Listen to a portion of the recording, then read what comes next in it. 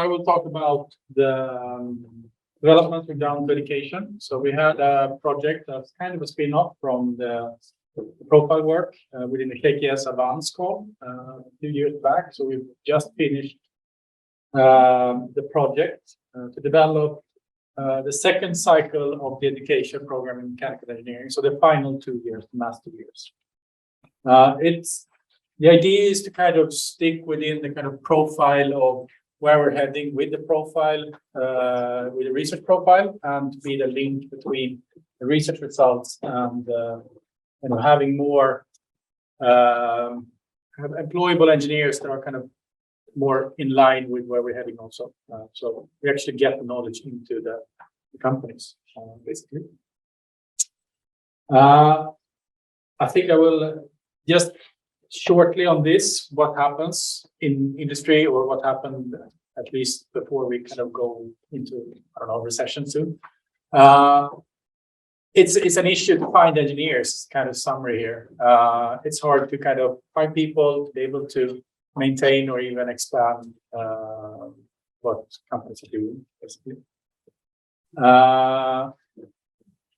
Some trends that are going on in general, if we read OECD reports or World Bank or other types of places where you usually find these trend reports, we see digitalization coming more and more areas. We go more towards a systems perspective, and that's something we know here with ESS. We move from the kind of lone genius doing optimization towards more innovation and kind of working in teams. Soft skills are picking up as a very important thing. So it's not just about the hard skills. It's also about being kind of fast to start and work in teams and be people. Also, the kind of lifelong learning perspective. We don't know where we'll be in X amount of years, so we need to be kind of flexible to that. So the program, very short data on this. The idea is that you need a significant renewal or development of a program. The whole thing is geared towards master programs. So we can't really touch too much on the first 3 years. So it's based on analysis, review of company needs, connecting that with the research and developing that. And there's some data on that as well. We looked at what's the traits of the future mechanical engineers or the product development engineers. So still solid grounding in the kind of basic subjects. Being digital savvy, so to speak. Being able to work with wicked problems, having more of an entrepreneurial mindset. Being able to work cross-functionally with other professional kind of directions and specialities, and in that sense also being able to make kind of trade-off decisions as well. So the vision is to create dynamic industry relevant education. We have the newish vision for BTH around digitalization sustainability. So we see that we are kind of in that domain. We are looking at kind of a newer toolbox of what an engineer needs. So it's again digital product development. We're looking at circular solutions, the life cycle product service systems aspects, and then also the kind of innovation engineering things.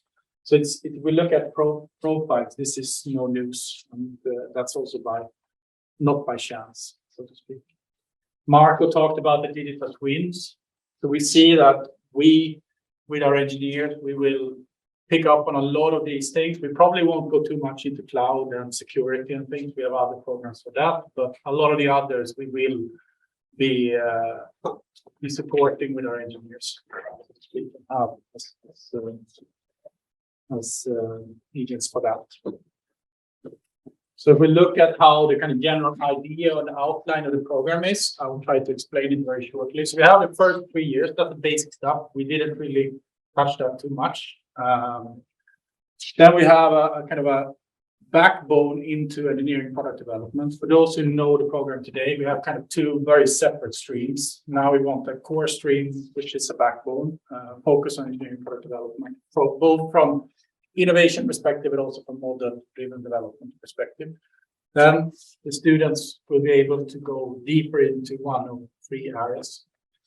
And in parallel with that, we will also work with quite a lot of projects, kind of a longitudinal project stream throughout, where they train and they reflect on their skills in more real situations. So the project courses, if we come to that, it kind of runs in sequence. It's coded according to it, for the nerdy people in education. It's a CDIO kind of framework: conceive, design, implement, operate. So it's kind of a life cycle perspective on development, from kind of the early phases to the more later and operational phases. So we want to train the students through that. Some of the findings that Marco presented, for instance, the value-driven design workbook. We have more workbooks in the works, so to speak, and also some of the innovation engineering overviews will be kind of coming from this work and then go into the more literature that we will use also in the courses.